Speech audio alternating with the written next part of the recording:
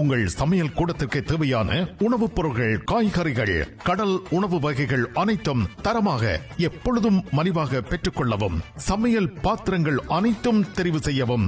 VT Cash and Carry, La Chapelle.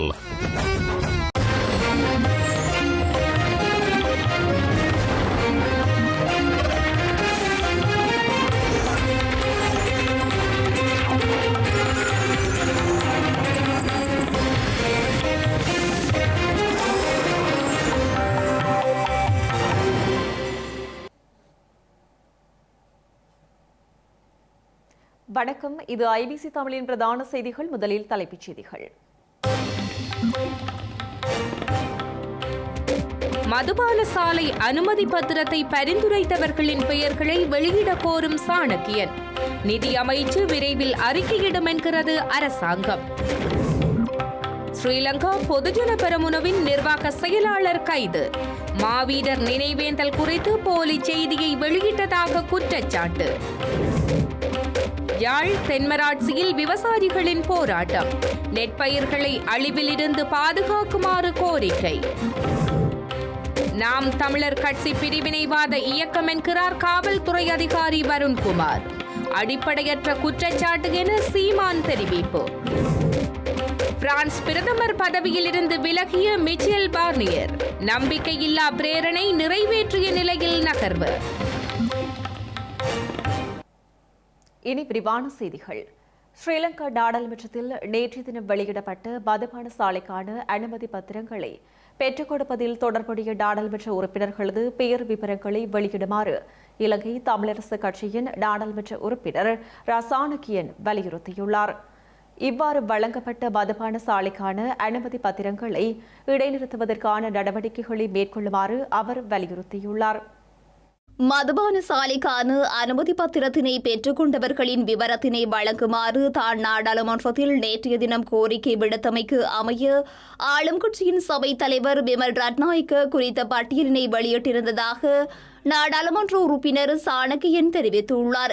எனினும் அந்த பட்டியலில் மதுபான சாலைக்கான அனுமதி பத்திரத்தினை பெற்றுக் கொண்டோருடைய பெயர்கள் மாத்திரமே காணப்படுகின்றது எனவும் அதனுடன் தொடர்புடைய நாடாளுமன்ற உறுப்பினர்களின் விவரங்கள் காணப்படவில்லை என்றும் அவர் கூறினார். இவ்வாறான விண்ணப்பங்களை சமர்ப்பித்த போது நாடாளுமன்ற உறுப்பினர்களால் வழங்கப்பட்ட கோரிக்கை கடிதங்கள், ஏனைய விண்ணப்பங்கள் தொடர்பான விடயங்களை கண்டறிவதற்கான விசாரணைகள் காவல்துறையினரால் முன்னெடுக்கப்படுகின்றதா என்பது தொடர்பான தகவல்களை அரசாங்கம் வெளியிட வேண்டும் என வலியுறுத்தியுள்ளார். கிளிநொச்சி மாவட்டத்தில் மாத்திரம் 18 மதுபான சாலைக்கான அனுமதி பத்திரங்கள் வழங்கப்பட்டுள்ளதாகவும் அவர் குறிப்பிட்டுள்ளார். அங்கு 1 லட்சத்திற்கும் அதிகமான வாக்காளர்கள் காணப்படும் நிலையில் 5000 வாக்காளர்களுக்கு ஒரு மதுபான சாலை எனும் அடிப்படையில் வழங்கப்பட்டுள்ளதாக சாணக்கியன் தெரிவித்துள்ளார். இவ்வாறு வழங்கப்பட்டுள்ள மதுபான சாலைக்கான அனுமதி பத்திரங்களை இடைநிறுத்தம் செய்யப்பட்டுள்ளதா இல்லையா என்பதற்கான பதிலை அரசாங்கம் கூற வேண்டும் என்றும், அவ்வாறு இடைநிறுத்தம் செய்யாதுவிடின் வழங்கப்பட்ட மதுபான சாலைக்கான அனுமதி பத்திரங்களை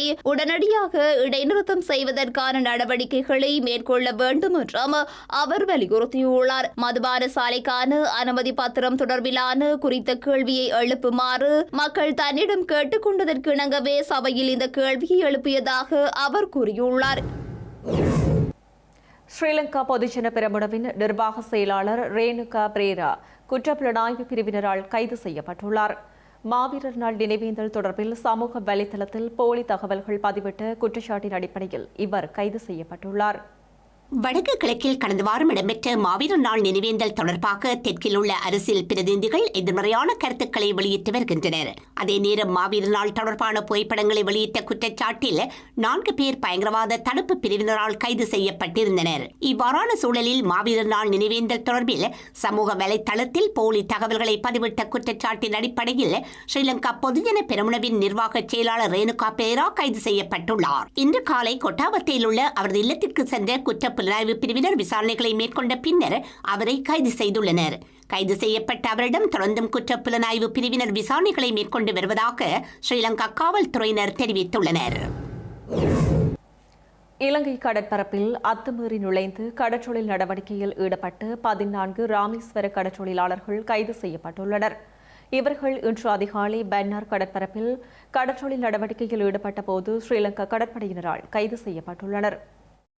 இலங்கை கடற்பரப்பிற்குள் அத்துமீறி பிரவேசித்து தமிழக கடற்தொழிலாளர்கள் தொழில் நடவடிக்கையில் ஈடுபட்டு வருவது தொடர்கதையாக மாறியுள்ளது. தமிழக கடற்தொழிலாளர்களின் அத்துமீறல்களினால் தமது வாழ்வாதாரமும் கடல் வளங்களும் அளிக்கப்படுவதாக வடபகுதி கடற்தொழிலாளர்கள் குற்றம் சுமத்தி வருகின்றனர். தமிழக கடற்தொழிலாளர்களின் வருகையை தடுக்குமாறு அவர்கள் கோரிக்கை விடுக்கும் நிலையில் ஸ்ரீலங்கா கடற்படையினர் அவர்களை கைது செய்து வருகின்றமைக்கு தமிழக கடற்தொழிலாளர்கள் கண்டனம் வெளியிட்டு வருகின்றனர். இந்த நிலையிலேயே மன்னார் கடற்பரப்பில் அத்துமீறி கடற்தொழில் நடவடிக்கையில் ஈடுபட்ட 14 தமிழக கடற்தொழிலாளர்கள் ஸ்ரீலங்கா கடற்படையினரால் கைது செய்யப்பட்டுள்ளனர். கைது செய்யப்பட்ட கடற்தொழிலாளர்கள் 2 இழுவை படகுகளுடன் தலைமன்னார் கடற்தொழில் நீரியல்வள திணைக்கள அதிகாரிகளிடம் ஒப்படைக்கப்பட்டுள்ளனர். விசாரணைகளின் பின்னர் அவர்களை நீதிமன்றில் முன்னிலைப்படுத்த நடவடிக்கை மேற்கொள்ளப்பட்டுள்ளது. இதேவேளை இந்த ஆண்டின் இதுவரையான காலப்பகுதியில் 68 இழுவை படகுகள் கைப்பற்றப்பட்டுள்ளதுடன் 529 இந்திய கடற்தொழிலாளர்கள் ஸ்ரீலங்கா கடற்படையினரால் கைது செய்யப்பட்டுள்ளமை குறிப்பிடத்தக்கது. சர்வதேச இறையாண்மை பத்திரம் வைத்திருப்பவர்களுடனான கடன் நிலைப்புத்தன்மை ஒப்பந்தத்தை நடைமுறைப்படுத்துவதற்கு முன் அரசாங்கம் நாடாளுமன்ற அமைதியை பெற வேண்டும் என ஐக்கிய மக்கள் சக்தியின் நாடாளுமன்ற உறுப்பினர் ஹபீர் ஹாசிம் தெரிவித்தார். ஸ்ரீலங்கா அரசாங்கத்தின் இடைக்கால கணக்கறிக்கை மீதான விவாதத்தில் கலந்து கொண்டு உரையாற்றிய போதே அவர் இதனை தெரிவித்துள்ளார். கடனிலை தன்மை ஒப்பந்தம் குறித்த விவரங்களில் ஸ்ரீலங்கா நாடாளுமன்ற உறுப்பினர்கள் தெரிந்து கொள்ள வேண்டும் என ஐக்கிய மக்கள் சக்தியின் நாடாளுமன்ற உறுப்பினர் கபீம் காசிம் தெரிவித்துள்ளார். கடந்த அரசாங்கம் செய்து கொண்ட உடன்படிக்கையை தற்போதைய அரசாங்கமும் தொடர்கின்றதா அல்லது புதிய உடன்படிக்கையை மேற்கொண்டுள்ளதா என்பதை அறிய விரும்புவதாகவும் அவர் கூறினார். அத்துடன் 3 பில்லியன் ரூபாய் கடன் நிலைத்தன்மைக்காக ஒதுக்கப்பட்டுள்ளது எனவும் 3 பில்லியன் ரூபாய் கடன் மறுசீரமைப்பு திட்டத்துடன் தொடர்புடைய சட்ட ஆலோசனை கட்டணமாக ஒதுக்கப்பட்டுள்ளது எனவும் அவர் தெரிவித்துள்ளார். யாழ்ப்பாணம் தென்மராட்சி விவசாயிகள் வயலில் இறங்கி போராட்டம் நடத்தியுள்ளனர். தொண்டைமானாறு தடுப்பணையை திறந்து விடுமாறு கோரி அவர்கள் இன்று காலை போராட்டம் நடத்தியுள்ளனர். யாழ்ப்பாணத்தில் கடந்த வாரம் பெய்த மழையுடன் கூடிய காலநிலையினால் வயல்கள் வெள்ளத்தில் மூழ்கியுள்ளமையினால் பயிர்கள் அழிவடைந்துள்ளன. இவ்வாறான சூழலில் தென்மராட்சி பிரதேச செயலாளர் பிரிவிற்குட்பட்ட வரணி நாவட்காடு கிராம விவசாயிகள் இன்று வியாழக்கிழமை வயலில் இறங்கி போராட்டம் நடத்தியுள்ளனர். தொண்டமானாறு தடுப்பணையை திறந்து தமது நெற்பயிர்களை அழிவிலிருந்து காப்பாற்றுமாறு கோரியுள்ளனர்.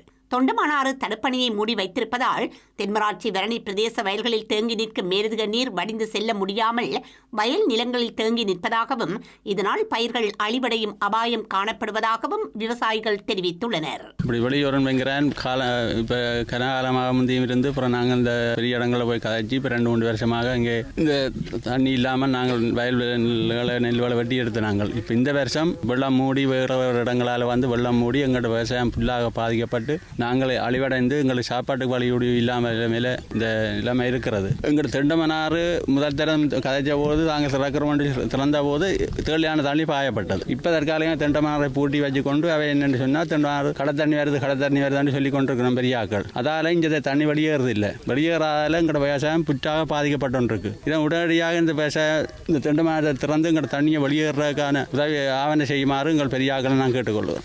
இப்படியே போனாலும் இந்த 40,000 ஏக்கர் நிலைமை என்ன? இப்படி 40,000 ஏக்கர் நிலைமை இவ்வளோ மக்களும் போய் பிச்சை நடக்கணும், ஜனாதிபதிக்கு முன்னாலாம் நிற்கணும். உங்களுக்கு நிவாரணம் தர சொல்லி வேறு ஒன்றுமே செய்ய முடியாது. இவ்வளோ மக்களுக்கும் வேறு வருமானம் இல்லை. இதை நம்பித்தான் நாங்கள் காலகாலமாக நாங்கள் வாழ்ந்துட்டுருக்கிறோம். அது எல்லாத்தையும் அழிகிற மாதிரி தெண்டமனாட்டை பூட்டி வச்சுட்டு தான் பெரிய பிரச்சனையாக இருக்கிறது. இது வந்து அரசாதிகாரிகள் முதல் நாங்கள் கதைச்ச போது அந்த வரையும் எல்லாம் திறந்து அடிக்கடி வந்து பார்த்து எல்லாம் திறந்தவர்கள். போன வருஷம் நான் வயலுக்கு நிற்க எனக்கு கால் பண்ணி கூப்பிட்டு வயல் பார்க்க போகிறோன்ட்டு பார்த்தேன். இந்த இந்த நடவடிக்கையும் செய்யலை. எங்களுக்கு இதுக்கு பிறகு அறிவிச்ச கூடிய அதை செய்ய ஆச்சோனப்படுத்தினோம் இல்லை. செயல்பாடு இல்லாமல் இருக்கு. அப்போ என்ன செய்யறேன் ஞாபகங்கள். வடக்கு மாகாண ஆளுநர் மற்றும் சர்வதேச தொழிலாளர் அமைப்பின் பிரதம தொழில்நுட்ப ஆலோசகர் ஆகியோருக்கிடையில் சந்திப்பொன்று வடக்கு மாகாண ஆளுநர் செயலகத்தில் இடம்பெற்றுள்ளது. வடமாகாணத்தில் சர்வதேச தொழிலாளர் அமைப்பினால் முன்னெடுக்கப்பட்ட திட்டங்கள் மற்றும் எதிர்கால திட்டங்கள் தொடர்பில் கலந்துரையாடுவதற்காகவே குறித்த சந்திப்பு இடம்பெற்றுள்ளது. வடக்கு மாகாணத்தின் புதிய ஆளுநராக வேதநாயகன் பொறுப்பேற்றுக் கொண்ட நிலையில் சர்வதேச பொருளாதார அமைப்பினர் தமது கடந்த கால திட்டங்கள் தொடர்பில் நேற்றைய தினம் இடம்பெற்ற சந்திப்பில் எடுத்துரைத்துள்ளனர். அதன்படி தாம் முன்னெடுத்த திட்டங்கள் அடுத்த ஆண்டுடன் முடிவுக்கு வருவதாகவும் குறித்த திட்டங்களை முன்னெடுப்பதற்கு ஒத்துழைப்பு வழங்கிய வடமாகாண சபைக்கும் நன்றிகளை தெரிவித்துக் கொண்டுள்ளனர். அத்தோடு வடக்கு மாகாணத்தில் தொழில் முனைவோருக்கு உதவுவதற்கான வாய்ப்புகள் மற்றும் ஏற்றுமதி பொருளாதாரத்தை இலக்கு வைத்து மீண்டும் பல்வகை பயிற்சிகளை வன்னி பிராந்தியத்தில் முன்னெடுப்பதற்காக உதவுவதற்கான வாய்ப்புகள் தொடர்பில் ஆராயுமாறும் கேட்டுக் கொண்டுள்ளார். இலங்கையில் இதன்படி இந்த வருடத்தின் முதல் 10 மாதங்களில் 1084 தொழுநோயாளர்கள் அடையாளம் காணப்பட்டுள்ளதாக விசேட வைத்திய நிபுணர் நிரூபா பல்லிவத் தெரிவித்துள்ளார். கொழும்பு மாவட்டத்தில் 115 பேரும் கம்பக மாவட்டத்தில் 113 தொழுநோயாளர்களும் பதிவாகியுள்ளதாக அவர் தெரிவித்தார். நாட்டில் கடந்த 2023ஆம் ஆண்டு 1500 தொழுநோயாளர்கள் அடையாளம் காணப்பட்டுள்ளதாக அவர் மேலும் தெரிவித்துள்ளார். யாழ்ப்பாணம் சுழிபுரம் சந்தையில் இடம்பெற்ற விபத்தில் பாடசாலை மாணவன் ஒருவர் உயிரிழந்துள்ளதுடன் மற்றொரு மாணவர் காயமடைந்துள்ளார். இந்த விபத்து இன்று காலை இடம்பெற்றுள்ள நிலையில் காவல்துறையினர் விசாரணைகளை ஆரம்பித்துள்ளனர்.